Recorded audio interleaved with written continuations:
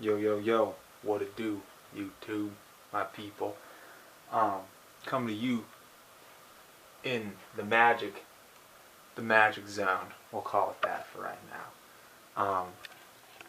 Had an idea for a video, and I've been watching a lot of these videos on like confidence and how to talk with people, and one of them, there's like four main things that if you follow these four things, they will in turn allow you to be able to have good conversations with people and really help get that connection, because you need that connection to be able to communicate with someone. Because if the connection isn't there, if they're not feeling that energy, if they're not on the same sort of wavelength, then you're going to lose the effect of what you may be wanting to communicate with them, which is what it is all about. Because it doesn't matter if what you're talking about is freaking the God's word. It's really gonna fall on deaf ears. So finding a way to connect with people is a big thing.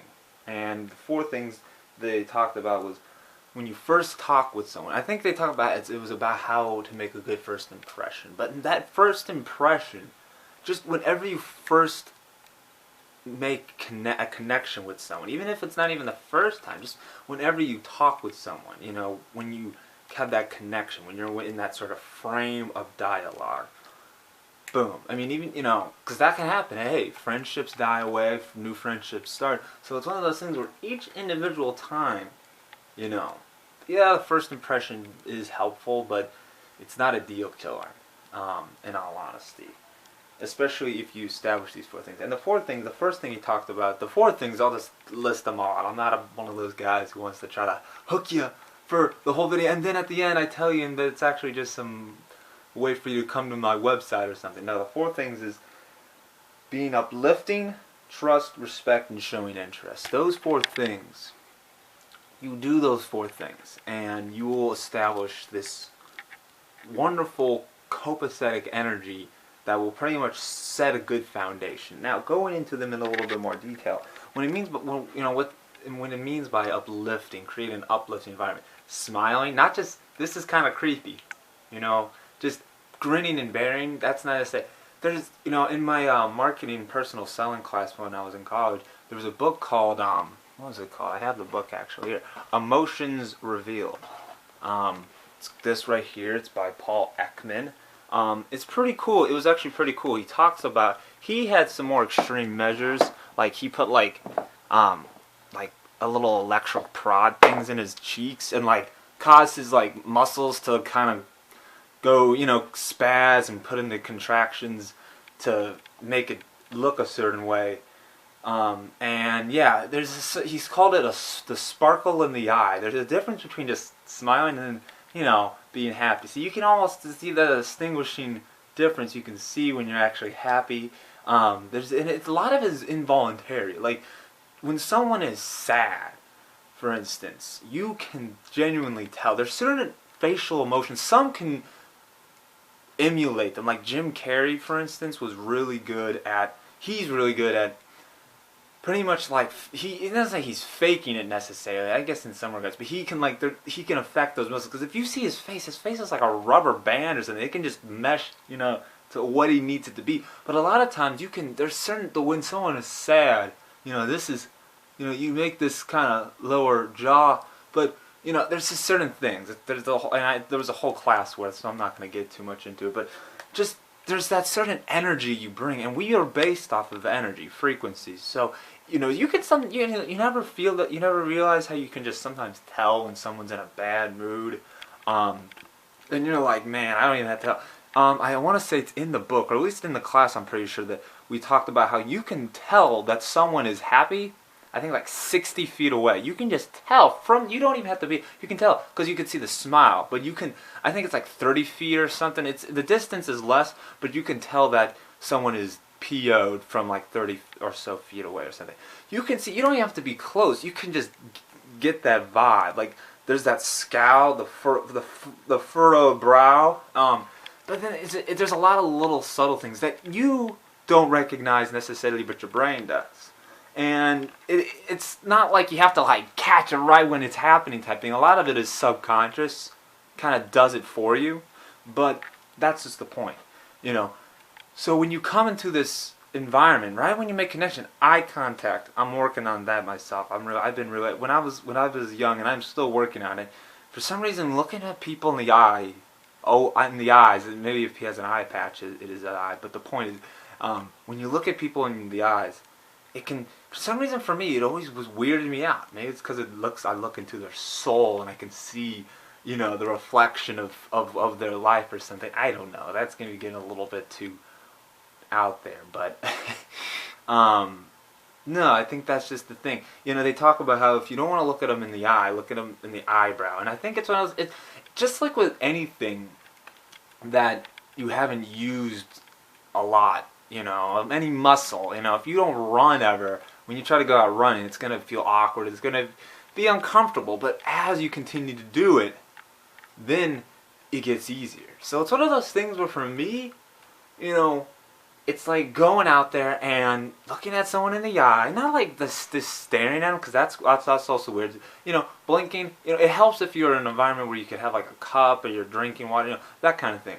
But yeah. So there's a lot of little things, and not being like over the top, like, hey guys, you know, everybody has their personality, but I think the point is at the end of the day is to be genuine, because people can track, they can see that, and you got to be genuine within yourself, because as you are within, you'll so reflect that out, and it will bounce back at you. So if you're not being genuine, there's a good chance the other people are probably not going to be as warm to you, or they're not going to respond to you in a way that is equally as genuine in a lot of ways, because they can notice that, so they're not going to maybe talk to you in a way that you may want them to, and that's just the biggest thing.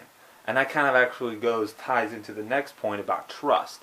Creating trust. You don't have to say, when you come, you can trust that I'm not a weirdo, you know. That would probably be actually kind of weird if you did that.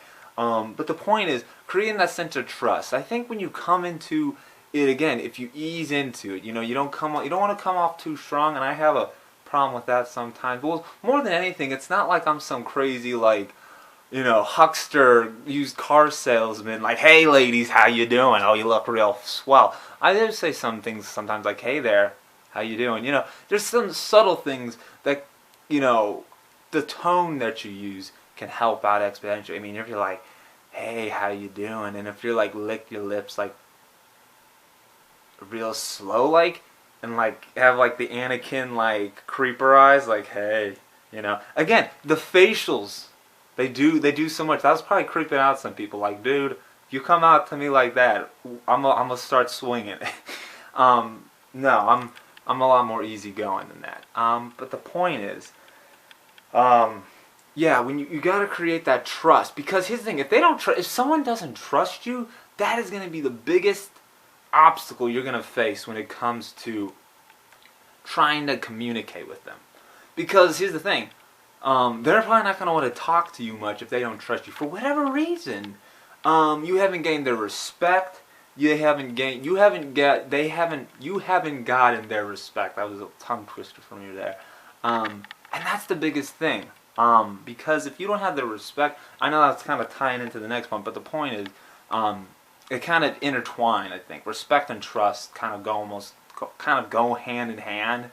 I've never known someone who's like, I don't trust them, but I respect them. You don't usually hear those two words, that phrase. Most of the time, respect comes out of a matter of trust. So I guess in some regards, like, you could respect, like, Lord Voldemort, even though you wouldn't necessarily trust him. Like, you can respect the fact that he did what he did and, like, his rise to power. You're like, okay, now I'm geeking out here. I'm trailing. But the point is, with something like trust, they've got to have that trust. And the ways you can do that, I think, is just, again, being warm, being genuine. Then when they feel like you're not trying to be some huckster, used car salesman, like if you're not trying to like sell them, or if you don't have some game you're trying to play with them, you know, if you're being honest and sincere in your manner, that'll help out exponentially. I'm gonna put this right here. Can I? I don't know. I was gonna try to put this on the stand because my arm's getting tired of holding this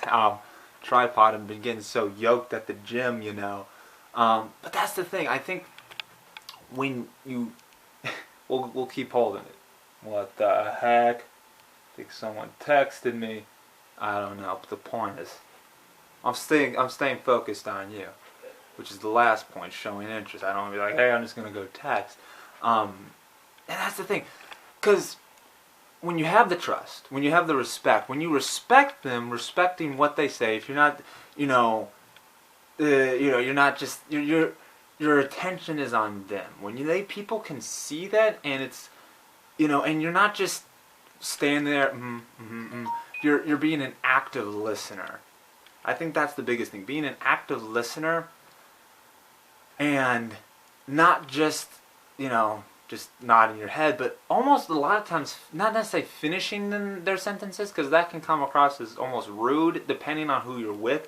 Certain friends, like if you're good friends with somebody, that's in something. But at the same time, it depends on the situation, because if you're finishing their sentences when you don't really know them, and if it's like a serious situation, it almost comes across as you're like, I know what you're gonna say. I want to talk about me now. That's when it comes across as rude. But in another situation, when it's like, you're just really excited and you're like both geeking out about something, you're like, oh yeah, that, and you're getting all both excited. So you're almost like having like this unified conversation, and that's one of those things where it's a case by case situation. You also have to know the individual, depending on. At the very least, let them speak their mind. I think you can't go wrong with that necessarily. But one thing you can do, one thing that does help actually, is almost like, in a lot of ways, being agreeable. Not to say being a yes man necessarily, but having almost that sense of where you have that agreeability starting off, like, and trying to find the common ground, because you gotta find common ground. It's not to say that you won't have disagreements. I've had disagreements with plenty of people, especially good friends. Me and my best friend, we've disagreed on a plethora of things, and sometimes we've gotten into it, but the point is, you kind of establish that commonality between you and the other person, and then you kind of build from that. And I think then it's okay to have disagreements, but it shows that mutual respect, that, hey, I heard what you said, I'm not just being a me monster, as Brian Regan calls them. Man, I'm popular on the Faybay tonight. Oh my. Should have logged out of Facebook, I guess. But the point is, I think that's the biggest thing. And that's where it kind of goes into just showing interest. Because if you're an active listener and you're not just kind of putting on a face, then you're gonna show interest. And it's not even necessarily just about, by showing interest, they'll show interest in you. I mean, I've done that plenty of times where I've tried to show interest with someone and it just wasn't coming back at me. They were like, whatever kind of thing, and that happens, and that does suck. I ain't gonna try to sugarcoat that, because that's just the thing about it all. You don't want it to start turning into like an interview type thing. Be interested, but you also kind of have to feel it out. Like, maybe sometimes people just aren't in a talking mood. They may just be really ticked off for whatever reason, and they're like, I just don't want to deal with that. And and it's not to say you should necessarily try to solve their problems, though it is also one of those things where if you see someone struggling or having a hard day, a lot of times they're struggling, they're having something that's hurting them.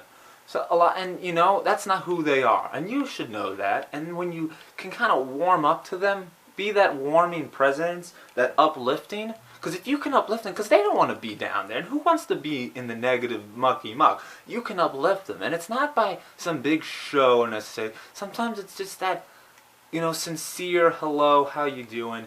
Really saying, hey, how's it going? Hey, how's it going? Or hey, how you doing, man? Treat everyone like your brother in that sense. Hopefully you have a good relationship with your brother, but the point is, treat everybody like someone who you love. Because when you do that, it helps out so much. The nice thing about when you go to a store or whatever is a lot of times they have a name tag on them. And that can help out so much. It's so, a lot of times, like I worked at Toys R Us, and so many times people just boom, boom, boom, didn't give you a day's notice. But when someone actually called you by name because they took the time to look at your name tag and said, "Hey, Gabriel," and it's like, oh, yeah, I have a name. You have a name. That's right. That's the thing about it all. When you can make that connection, calling someone by their name. And because that's the thing. When you know someone, you're like, hey, hey Joe, hey Bob, you call them by name. You almost talk to them like you already know them, kind of thing. You know what I mean? I once sat with I once sat with a bunch of kids in high school. I didn't know any of their names. I don't even remember half the kids. I didn't know their names, but I just talked to them. His name was Hey You. It's so bad. But the point is, you don't have to know someone's name necessarily, or that's almost like the devil's in the detail type thing. I'm actually really bad when it comes to names. I need to get better at that. But the point is, yeah, it's just really cool when you can create that connection, and that's just the biggest thing. How to have a good conversation with someone, and how to be able to create that connection. That's the important thing. And I do not know how long I've been going. Let's turn this camera around real quick. Oh Lord! We've been talking for a hot minute. Okay, guys, I will see you guys later. I hope this has helped. I was just kind of felt influenced at the moment, and I thought I'd impart this wisdom to you because I want to make sure, like myself, I want to help uplift everyone else up. We're in this together now, y'all. Let's do it. Let's have wonderful conversations. See ya.